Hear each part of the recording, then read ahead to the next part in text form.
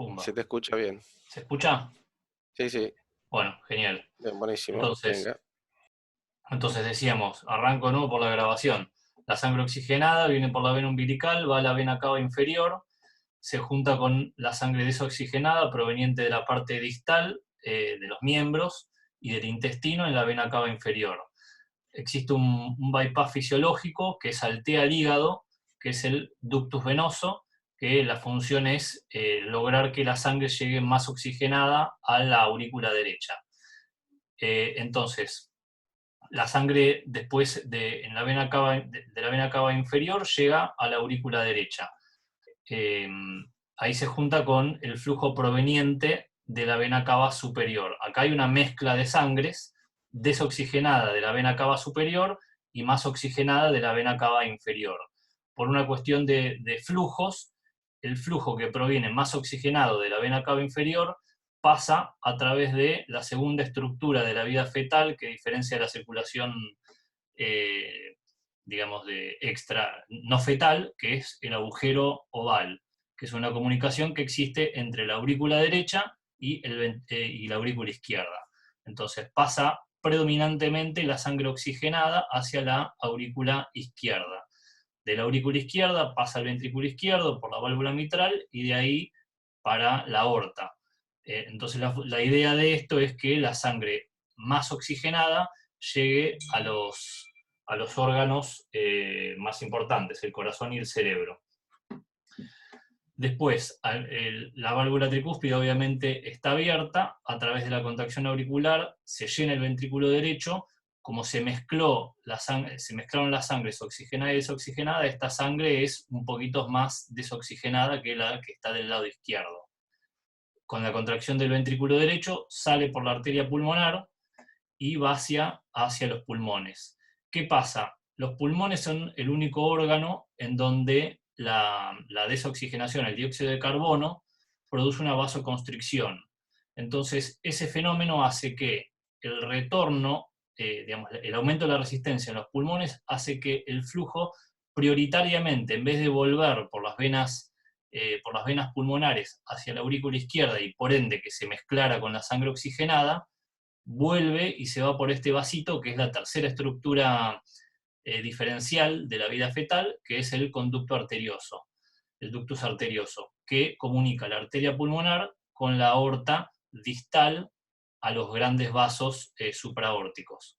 ¿Sí? Entonces, después, para completar el circuito, pasamos, bueno, tengo que seleccionar así, en este grafiquito, la aorta distal hacia las ilíacas, internas, externas, y de las internas salen las dos arterias umbilicales que vuelven a la placenta y se completa el circuito.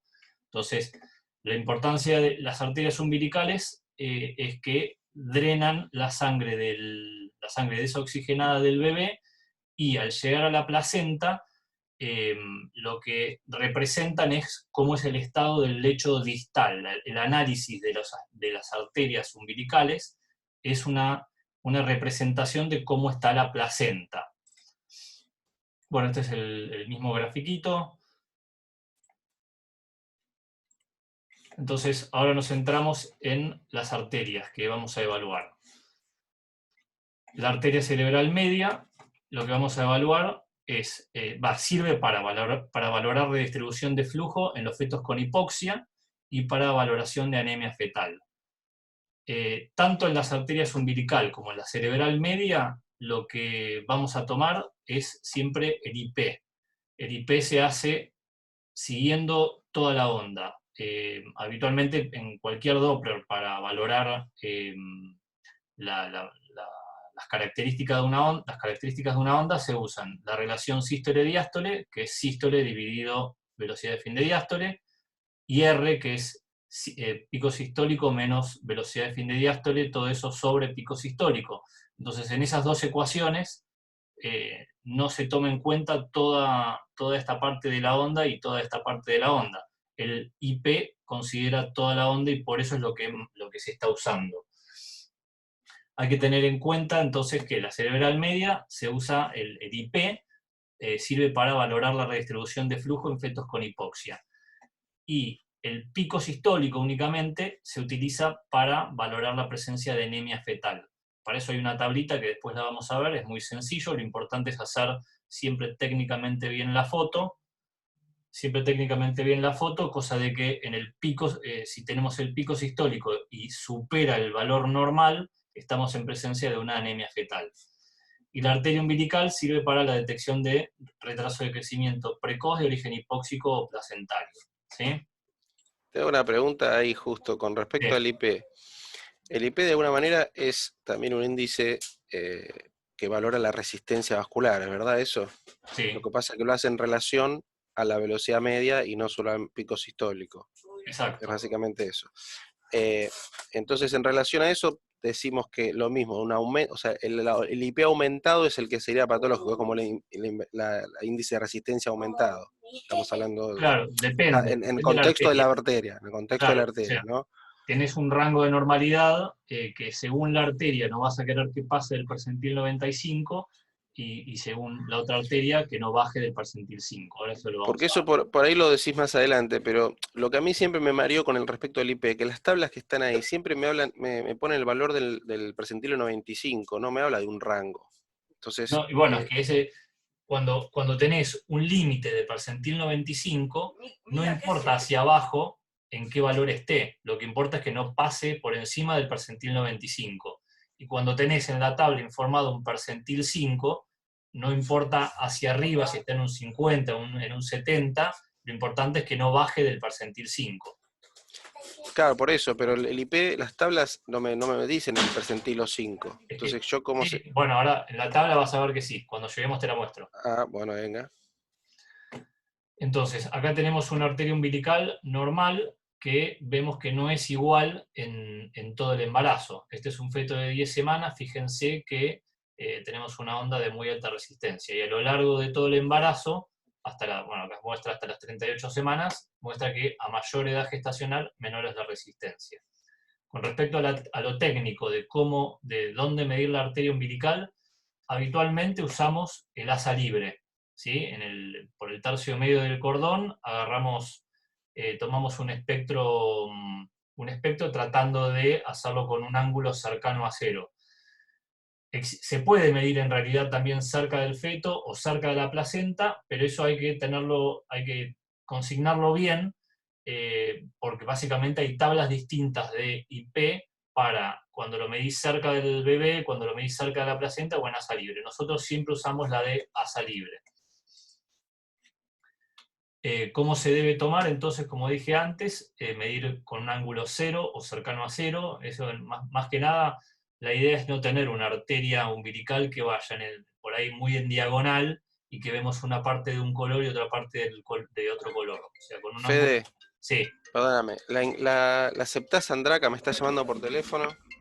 A ver. ¿Hola? ¿Hola? Sí, ahí está, ahí estoy diciendo, dale. Tenía todo esto Dale, en dale. blanco, todo esto en blanco tenía. Ninguna la tarea. Ahí está, ¿la autorizaste? Participantes. También autorizá a Ariel, Fede, que recién está pidiendo. Ahí están todos, sí. Esto solo hay que responder. Bueno, seguimos. Entonces, con respecto a lo técnico, que es muy importante en todas las estructuras, con respecto a lo arterial, a la arteria umbilical, medir con ángulo cero en un asa libre. La velocidad de barrido, que muestre idealmente por lo menos 3 ondas iguales, y se le toma el IP. Entonces, la arteria umbilical informa los cambios que se producen en la resistencia placentaria. Voy a silenciar a Andraca. Fede, ¿a mí me escuchás? Sí, te escucho. ¿Me silenciás también?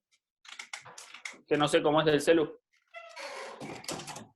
Ariel, silencio. Bueno, si alguno quiere decir algo, silencia el micrófono y habla, ¿sí? Pasamos a diapositiva. Esta es más o menos para mostrar lo que sería una placenta normal, un compromiso de hasta el 30% de la placenta, un compromiso del 30 al 60% de la placenta y un compromiso de más del 60% de la placenta. Fíjense en este gráfico, en estas ondas, lo que va pasando mientras hay mayor compromiso, sobre todo por arriba del 30%, es que van aumentando la pulsatilidad y la resistencia hasta el caso más extremo, que es que la diástole pasa a ser negativa, ¿sí? Esto es un signo bastante ominoso para el feto. Esta diapositiva es para mostrar una situación que es bastante común en la obstetricia. Un bebé pequeño para la edad gestacional. Lo definimos por un percentil menor a 10 de peso o de peso y abdomen, ¿no? Entonces, imagínense que están haciendo ecografía y llama al obstetra que dice, le medí la panza a mi paciente y me da chiquitito. O viene con una eco de afuera que dice, me dijeron que está chiquitito y viene angustiada. Entonces, en esa situación uno se tiene que plantear en la cabeza si es un bebé que iba a ser chiquito porque constitucionalmente es así, o porque en realidad iba a ser más grande y hay algún problema. Entonces lo primero que uno se plantea es si existe un problema anatómico, una anomalía congénita, digamos, si hay algún problema genético ya confirmado, o si de repente hay marcadores genéticos en el bebé que nos hagan sospechar que tenga alguna cromosomopatía, o si tiene algún antecedente infeccioso. Si alguno de todos esos está presente, o sea, es anormal, hablamos de un RCIU intrínseco, o sea, la causa del RCIU es infecciosa o genética o estructural. Si todo esto es normal, o sea, estamos un bebé que no tiene ni alteración anatómica, ni problemas genéticos, ni infecciosos, pasamos a evaluar la arteria umbilical. La arteria umbilical es normal, pensamos que es un bebé que constitucionalmente iba a ser así, o sea, es chiquitito porque es laucha y nada más. Si es anormal, empezamos a pensar en un RCIU de causa placentaria hipóxica. Pasamos a la arteria cerebral media. Esto es técnicamente la imagen que tenemos que obtener, idealmente con la arteria cerebral media apuntando hacia el transductor, tratando de que no esté muy oblicuo, apuntando hacia un costado, eso técnicamente no es lo ideal. Otra vez medirlo con ángulo 0 o muy cercano a 0. Tengan en cuenta que en este caso, si nos interesa, que vamos a ver después en qué caso, nos interesa la velocidad del pico sistólico, la orientación del ángulo, como en cualquier Doppler que queremos saber velocidad, tiene que ser muy precisa. Entonces, acá le hacemos la medición con un ROI chiquitito, en la parte proximal de la arteria cerebral media y bien angulada, o sea, ángulo 0.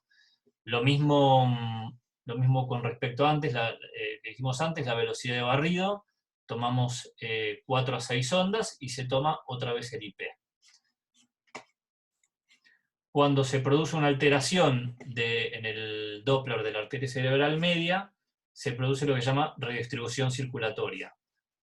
Pasamos de una onda típica de alta resistencia o de alta pulsatilidad a una onda de baja resistencia o baja pulsatilidad en donde se va pareciendo más a una arteria umbilical, ¿sí? Esto, antes se decía que era un mecanismo protector para priorizar la circulación en los órganos nobles, ahora se está viendo que no es tan protector, sino que el resultado neonatal es peor en los fetos que tenían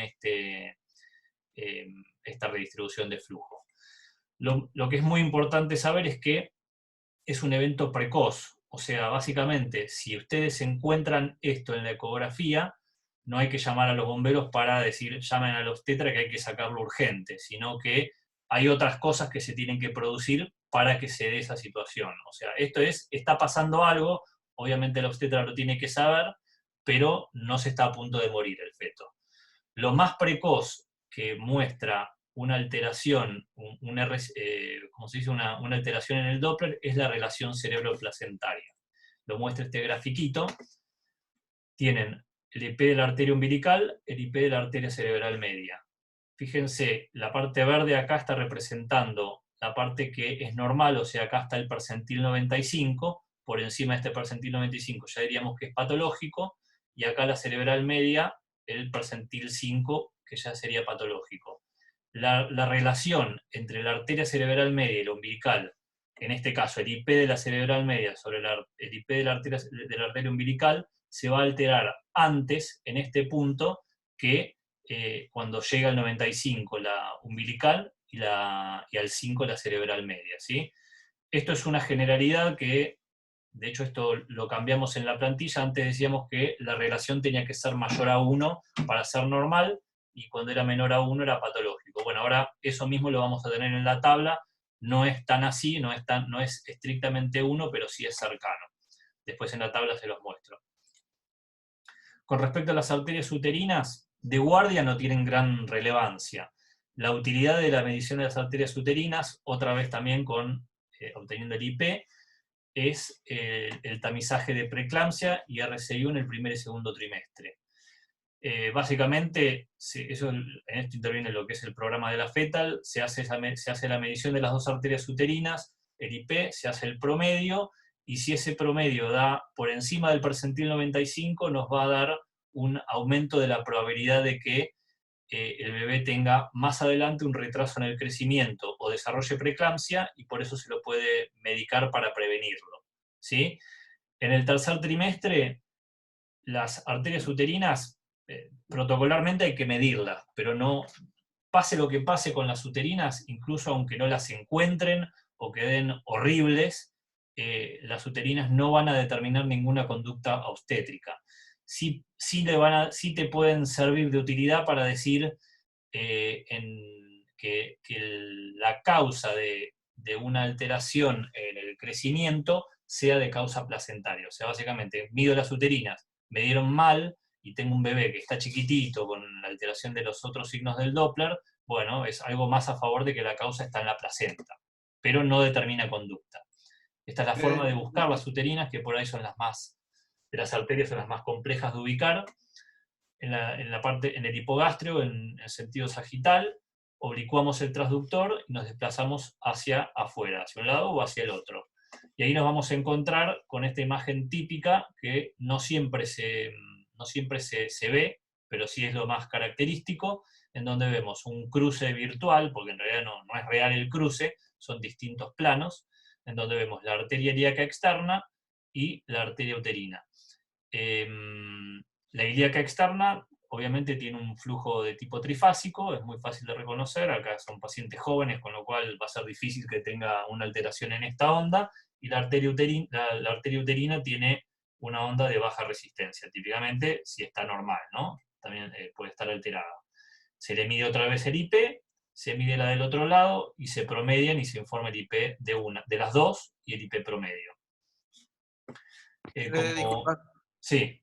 En el caso del tamizaje de preeclampsia, vos me pones ahí que es primero y segundo trimestre, ¿en cualquier momento o tiene mayor valor en algún...? No, el mayor valor es en el primer trimestre, cuando se hace el NT+.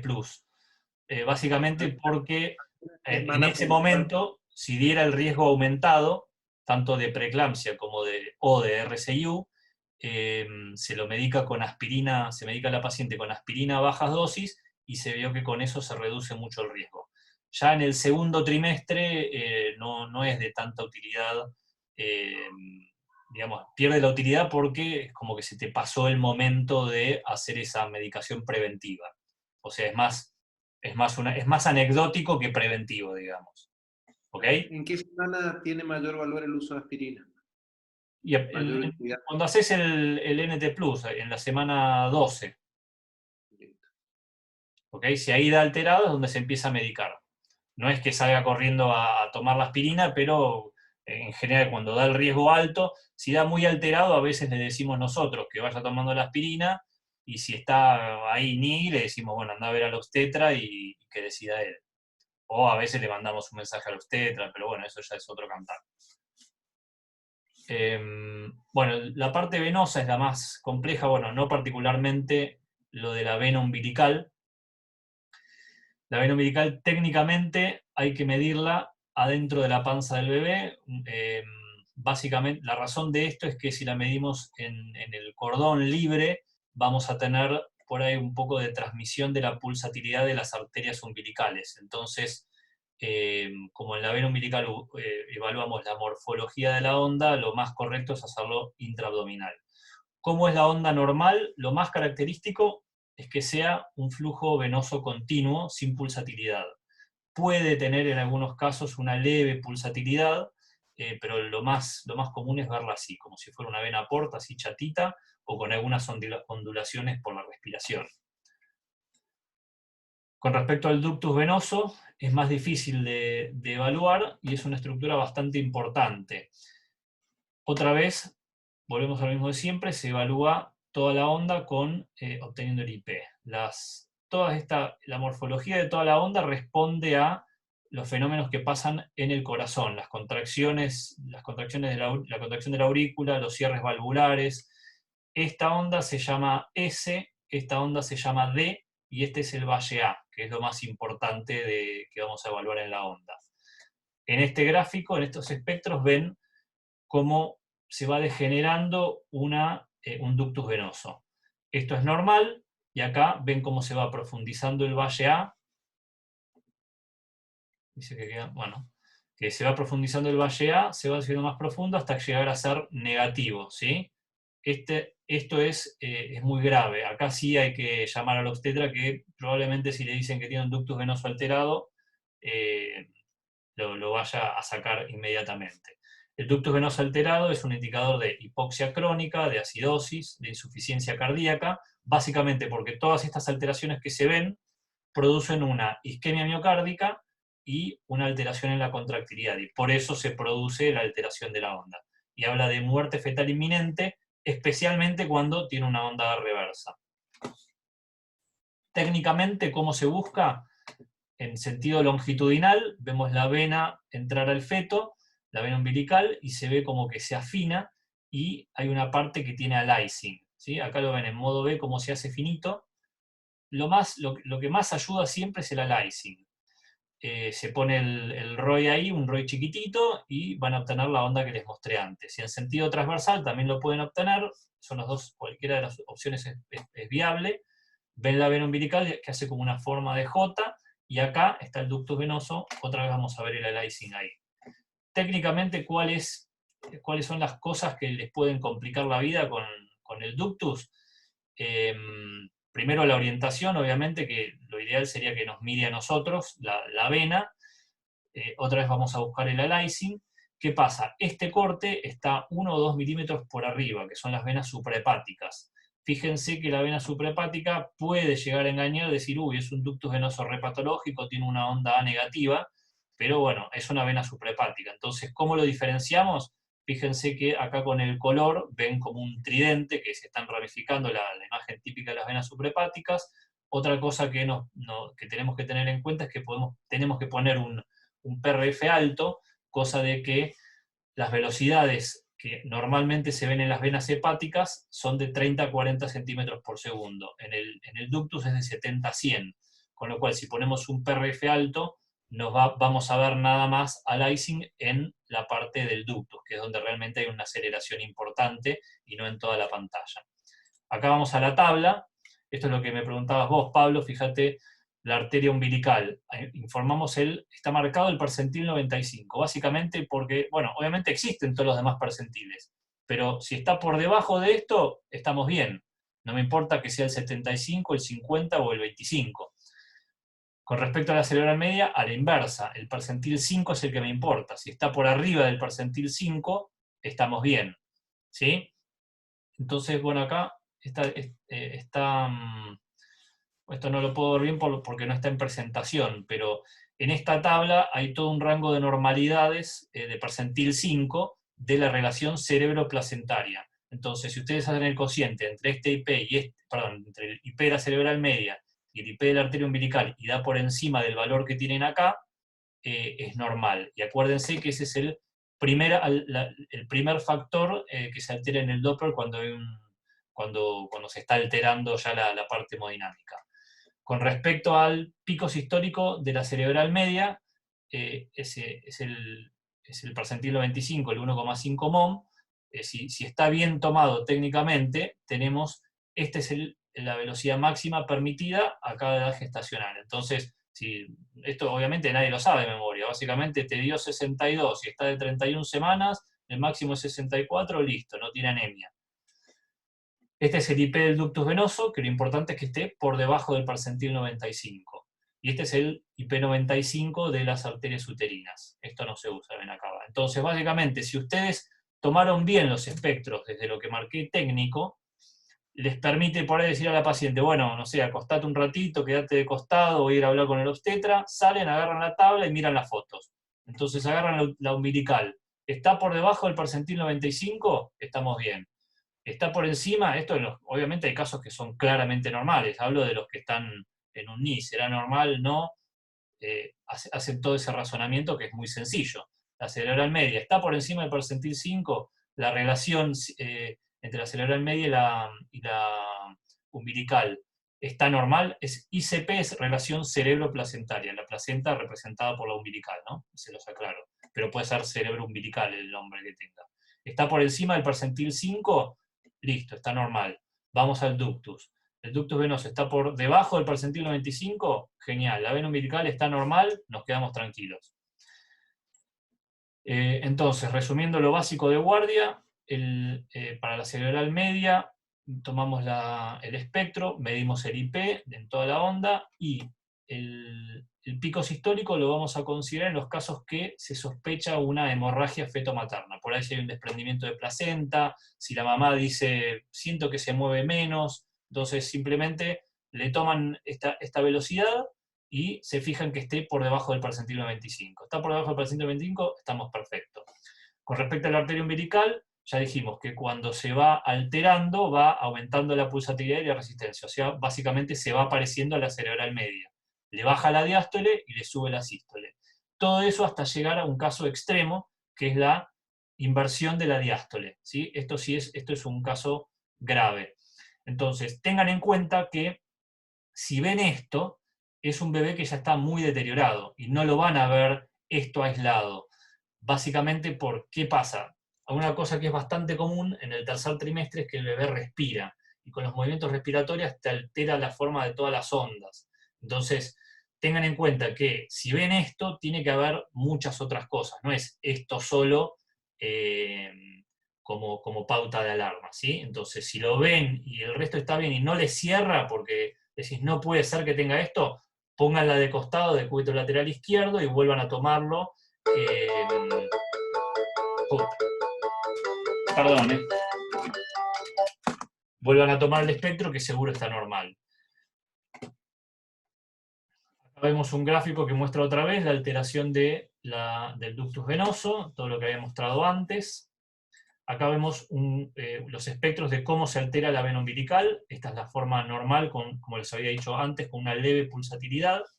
Cuando aumenta la pulsatilidad, se dan estos espectros que se van pareciendo a lo que es la forma del ductus venoso. Fíjense que acá está muy pulsátil.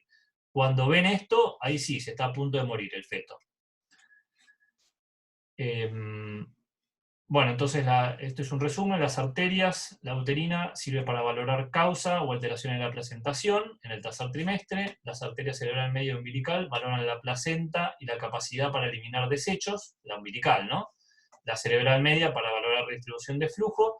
Y cuando todo esto es lo que hacemos nosotros en obstetricia. Cuando esto está bien, y vemos que tiene líquido normal, o sea, está todo bien, terminamos acá el estudio.